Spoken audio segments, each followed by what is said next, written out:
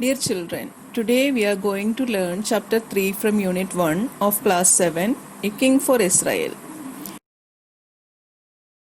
The theme set for this chapter is those who are assigned positions of responsibility should faithfully discharge them. God who examines our lives shall bless us with appropriate rewards.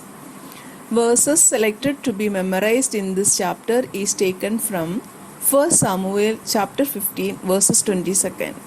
Obedience is far better than sacrifice. He is much more interested in your listening to him than in your offering the fat of rams to him. Before we start this chapter, do you remember what you have learned in the last chapter? Yes, we learned about prophet priest Samuel. Do you remember what are the qualities of Samuel?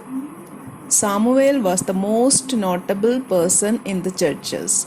He was the last judge, he was a priest, first prophet, and a great leader of Israel after Moses.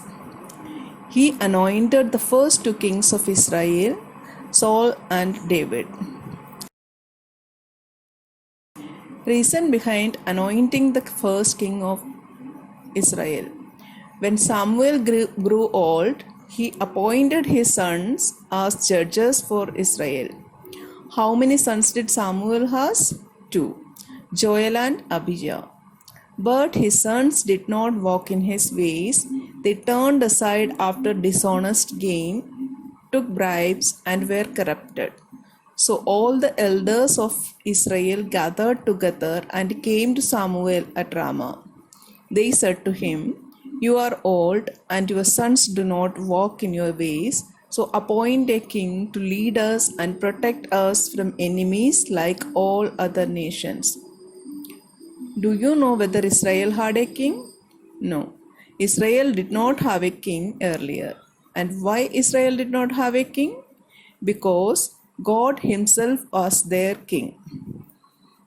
They were God's people, but they did not understand the same. When people of Israel started asking for a king, God had selected Saul as the first king of Israel.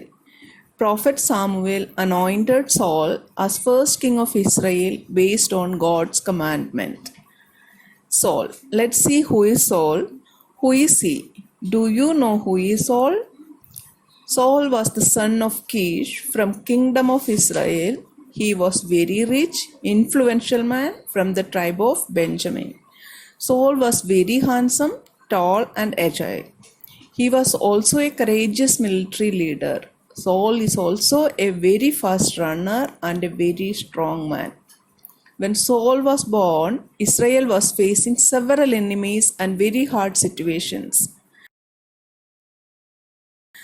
Saul's first victory over enemies. The nation around Israel, especially Ammonites and Philistines, had grown strong. They are causing a lot of trouble for the Israelites. Soon after Saul is made king, the Ammonites come up to fight against them. But Saul gathers a big army and he wins that victory over the Ammonites. This makes the people happy that Saul is king. They all begin to shout, "Long live the king."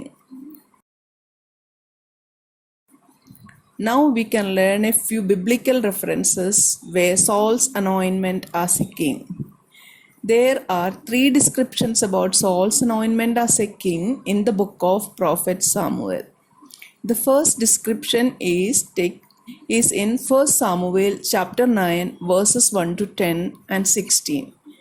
There it is mentioned that when Saul went in search of the lost donkeys of his father, he went to Ramah and visited Prophet Samuel in order to seek his advice.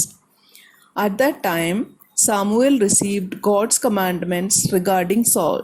The prophet anointed Saul as the king of Israel. The practice followed that time of assigning a person to a particular positions by pouring blessed olive oil on his head. This was done secretly. A public function was followed later. This was the first description. Then the second description is given in 1 Samuel chapter 10 verses 17 to 24. As directed by God, Samuel drew lots and selected Saul.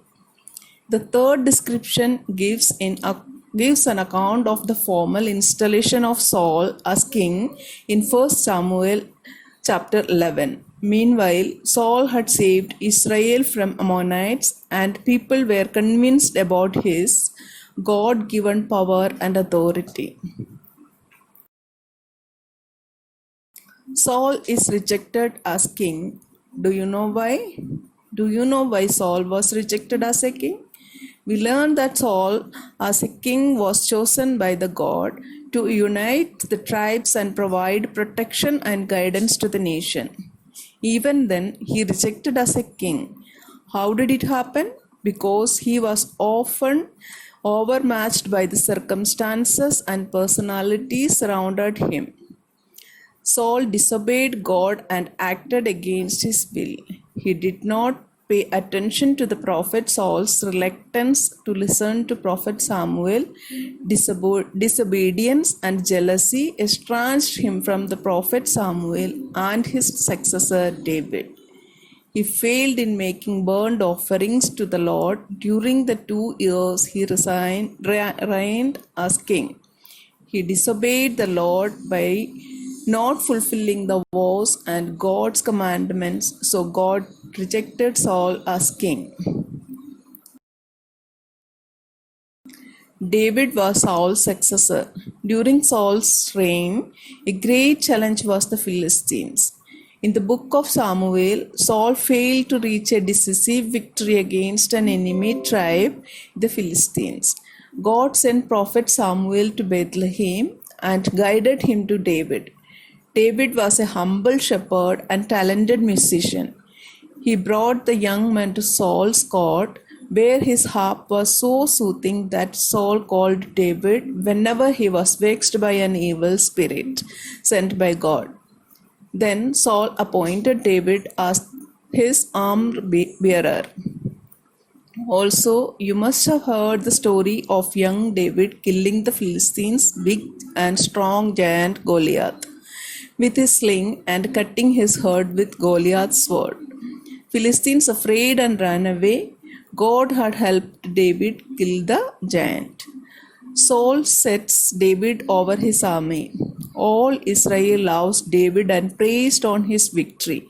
But his popularity causes Saul jealous of David, and slowly jealousy turned to fear. Saul hated David, who had saved him and the people from the Philistines and planned his death. But David always remained loyal to King Saul. David had many opportunities to kill Saul, though he did not harm the king. David was Saul's son-in-law. What did we learn from the story of Saul and David? Our act and behavior should be according to God's call. God selected Saul and elevated him as king, but he followed his own interest and turned him from the will of God. This caused his downfall. The second learning from the chapter is God may elevated or rejected a person according to the conduct of that person. However, great a person is the one who is subject to God's decision. We should always remember that what we have acquired is not due to our merit, but by the grace of God. We should seek refuge in the Lord in adversities. Third learnings from the chapter is we should live in fellowship with the people. It is useless to rise up against those who are blessed by the Lord. Then our decisions and conclusions of this chapter is we won't become proud and arrogant like Saul, who forgot God's blessings in his life. We would lead our lives by understanding God's will through prayer, fasting, and humility. We would behave with love and care towards all people who are God's creation. Thank you. God bless us all. subscribe now and press the bell icon. Never miss an update.